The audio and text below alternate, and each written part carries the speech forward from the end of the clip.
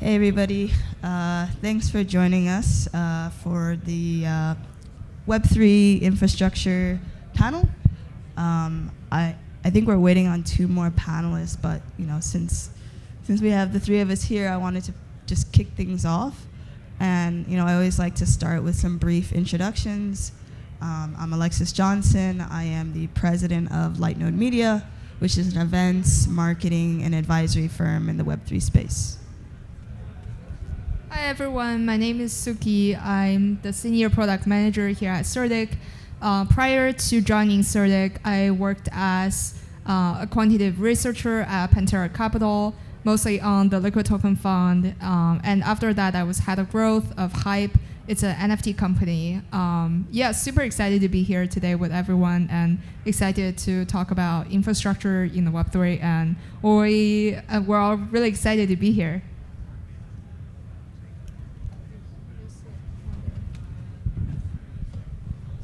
Test. And I'm Tony. I'm the founder of Keyterim, but that's a stealth mode startup right now, so can't say too much.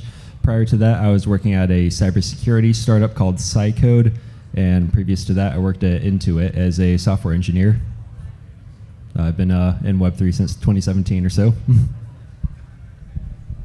Awesome. Yeah, so Web3 infrastructure, it's kind of broad topic. There's different components. There's the layer 1, layer 2 blockchain, there's exchange infrastructure, gaming infrastructure. It's pretty broad. So I wanted to also keep the conversation pretty high level and broad as well. And so my first question to you guys is, what are some of the key factors and drivers for success when it comes to building sustainable Web3 infrastructure ready for mass adoption? I think when it comes to mass adoption, how do you define mass adoption? Is it mass adoption in Web3? Is it mass adoption for people outside of crypto? And crypto and Web3 are also different terms, right? So I say that when you're building infrastructure, you need to not only think about what do people need today, you also think about, okay, if crypto is here to stay, if we truly can, the world can be truly decentralized, what will be the key infrastructure components that everybody would need? So you no longer think about what do people need today, and you also start to think about what people need in the future if crypto is to succeed. And kind of thinking backward to decide what you're going to build today, because it may not have traction in the moment, but if your assumptions are right, you'll take off when the next bull market comes. Tagging off of that a little bit, I would say that you definitely have to build to solve a problem as well versus marketing your technology stack or whatever it might be. Web3 is incredible technology and decentralization does offer benefits, but you have to balance the decentralized nature and the friction that tends to be introduced by decentralization with an easy onboarding experience for users.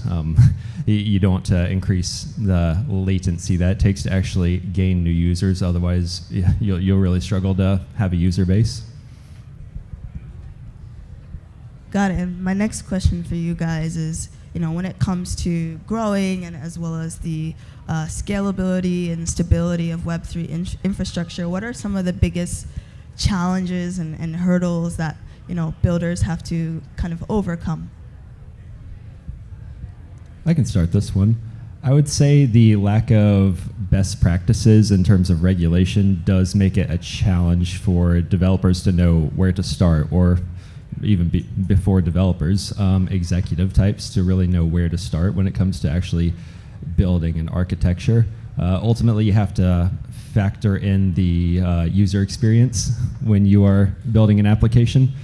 But yeah. I think that the challenges honestly come in so many directions, from external struggles to struggles that are specific to blockchain, to crypto. So from external standpoint, we have regulations that in the US right now, it's not clear which regulatory body is here to regulate crypto, right? So we have SEC, we have CFTC, OFAC, and a lot of other regulatory bodies are they're basically kind of fighting for their territory to be the person, to be the entity that can regulate crypto because it's highly lucrative, right? If SEC can have that control, they can go to crypto companies, say, okay, like you're not doing this, you're not compliant, we're gonna fine you for like $200 million, and that's a lot. And then we have the hurdles from truly become decentralization. I think right now scalability is actually not as much of an issue, but in the future there is a lot of like security is a big issue to solve. Scalability is still a remaining issue to solve because like we hear the buzzword like multi-chain for so long, but in my opinion, I don't think multi-chain is anywhere close to be ready. If you think about like each chain as a city, Ethereum is the capital city, and then we have like other layer 1s, layer 2s, and incoming like different kind of new cities that are trying to make it, and they all need the same set of infrastructure for the chain to fully take off. And it is really hard, when everyone is at the capital city, which Ethereum, mainnet, or layer 2s, and for you to convince everybody to go to like a new chain. And for those applications to fully take off, you need to have like the community, like the developers, all the apps. So I think there's a lot of components. In my opinion, there are 5 problems that are the most important problems to solve in crypto. And each of them is there's a high price if you are able to solve them. And I'm excited to see like in 5 years or even 10 years, are we truly able to solve those? I think that would be really exciting to see. Agreed. And I think to address the elephant in the room, certain regulation that's currently being introduced by some of the recent executive orders, such as the executive order regarding securing digital assets that was just announced, I believe, March-ish. We will soon have some sort of protections for, say, DeFi. One of the biggest issues with FTX is because there is no FDIC type insurance. Basically, everyone who lost money is SOL. But if there are regulations in the future, such as regulations ensuring that exchanges must have the assets to back up all the holdings that they have, then we would certainly be able to avoid a lot of the issues that we're currently seeing. Yeah, and I think that's a good segue into the next question. And I don't know how long you guys have collectively been in this space, but certainly the space has transformed and evolved significantly over time. And when it comes to Web3 infrastructure, key success factors as well as challenges, how do you guys see, those success factors and challenges like evolving over time, dating back, let's say 2013, 2014, like what has changed, and like where do you see like the key success factors as well as the challenges 10 years out?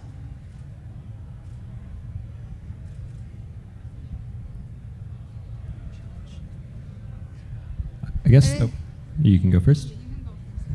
Sure thing. I guess to speak on my prior experience with crypto that I guess might paint this in a certain light. In 2017, I worked at a company called Btoken, which I'm not sure if anyone remembers them, but it was basically a decentralized Airbnb. Unfortunately, the project went under because Btoken got hit by a massive phishing attack, which resulted in, I believe, $7 million worth of Ethereum being stolen from founders and early investors. So not exactly a recipe for longevity.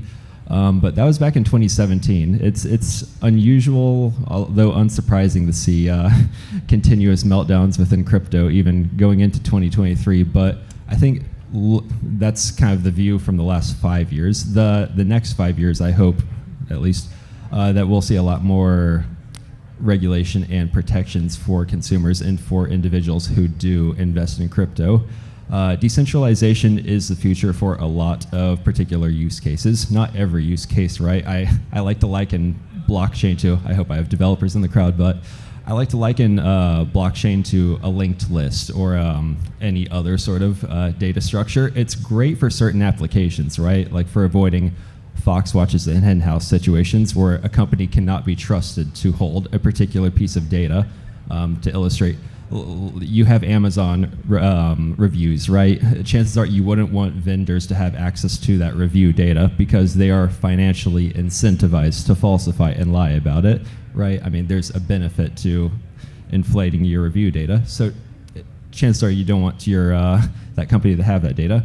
Bring it back to decentralization, though, that sort of scenario, it makes sense to decentralize the data. But let's say you need more custodial control or some administrative ability. Chances are you might want to lean on centralization as well. So I think that to answer your question in as many words as possible, we will see more hybrid approaches to actually building in Web3. Not everything has to be fully 100% Web3, but there are some great use cases that do very much tend towards decentralized control and access.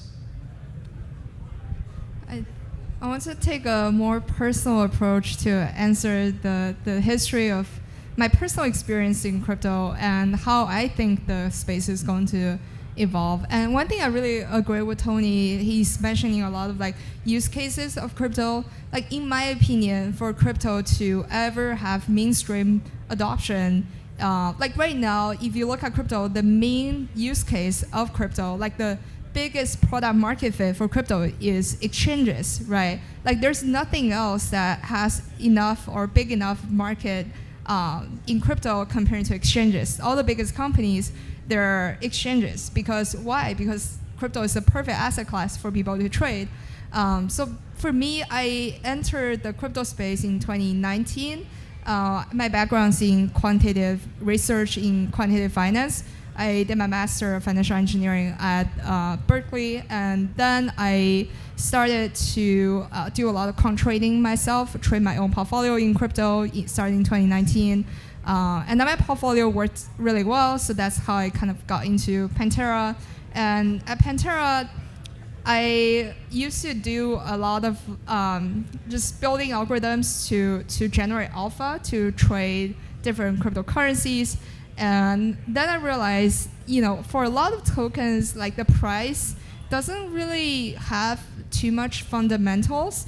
That being said, because a lot of the tokens are held by very centralized entities. So for example, even like a token like FTT, if you look at how centralized it is, it's actually one of the more decentralized tokens, believe it or not. Like, it's actually not that centralized compared to a lot of cryptocurrencies that I personally have traded.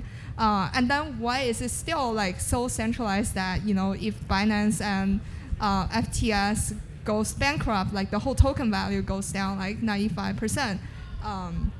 So I think I have a lot of unfiltered views on what I think should be moving the token prices and what I think should like decentralize the token perspective for crypto, because I don't personally feel safe to trade an asset if majority of the asset is held by all the institutions or a few companies that launch the tokens.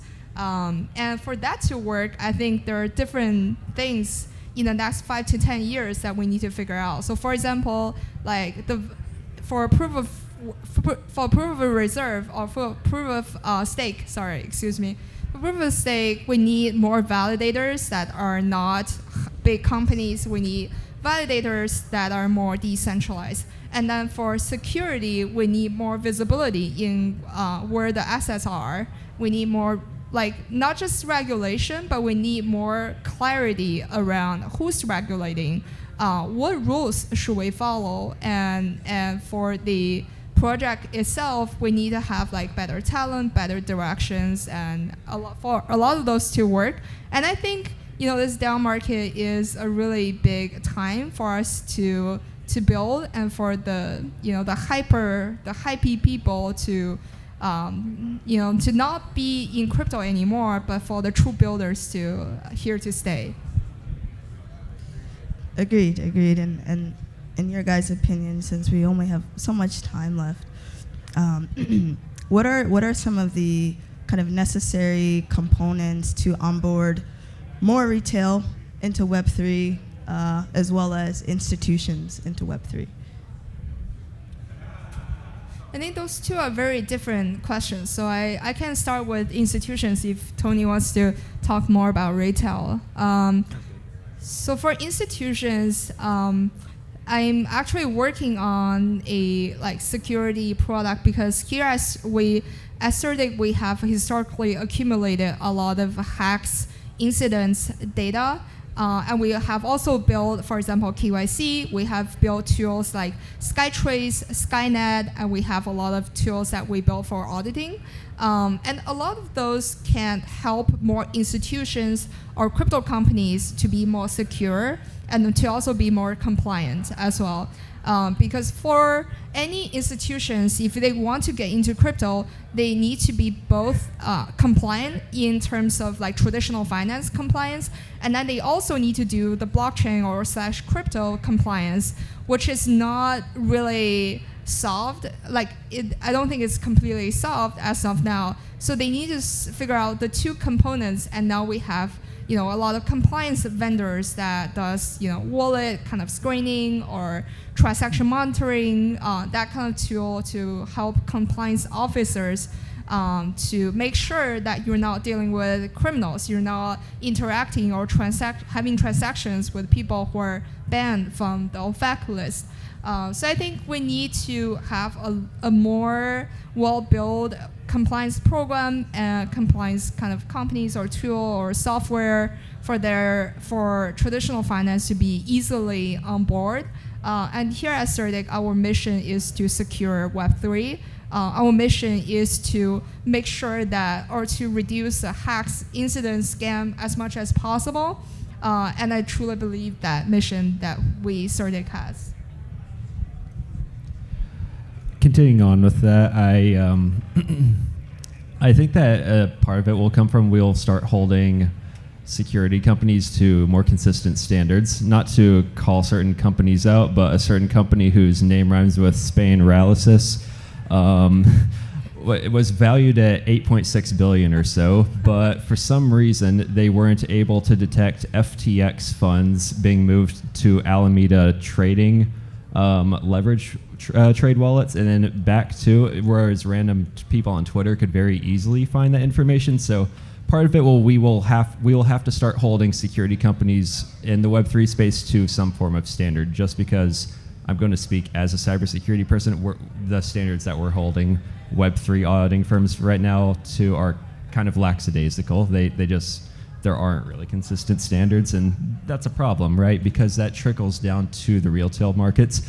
If in companies such as Solana, which, sorry to pick on Solana, but they did just have a supply chain attack, which resulted in several millions worth of funds being stolen from their users. But I think that until we have that sort of regulation, we'll continue seeing retail and other, for lack of better words, individuals without a huge amount of money to throw around suffering for the mistakes and bad behaviors of institutional actors. So that's my full take on that. But where does that leave us with regards to protecting ourselves currently? I actually wrote an article on disaster recovery drills that I highly recommend folks check out. It's on my website at forkbomb.io. But a lot of it has to do with ensuring you do have a contingency strategy for if you do end up having your wallet compromised. No one wants to plan around that, but unfortunately, institutions and the governments aren't protecting us at this time. So until we are protected by a bit more regulation, we do have to be vigilant with our own security. Yeah, I completely agree with Tony. I think we need. I'm personally calling for more security products in the space, and here at Certic we're working on building more security products as well. Because back in the day, actually, when I was at Pantera, I did trade with FTX, and to be honest, we trade on their exchange, but we only have one group chat, which is with Alameda. So if any trades that were not executing well, we don't, the FTX team is the same as Alameda team. So we just go to the Alameda team to say hey Sam, what's going on? And no one thought there was any problem around that. No one questioned anything. not just Pantera, not just like all of the institutions, and not to say like a lot of venture partners who also thought Sam is like the most incredible founder of all time, without looking at the actual on-chain data, what they're actually doing, while Chainalysis has all the access to view those information on-chain. So yeah, I definitely think there's so much more that we could be doing, and I think like for this to happen, for everybody to know that we'll be working on this, and I think this is an awesome opportunity for us to focus more on security, focus more on compliance, and it's gonna get a little bit worse before it get a lot better. But I think that's the opportunity that I'm willing to take.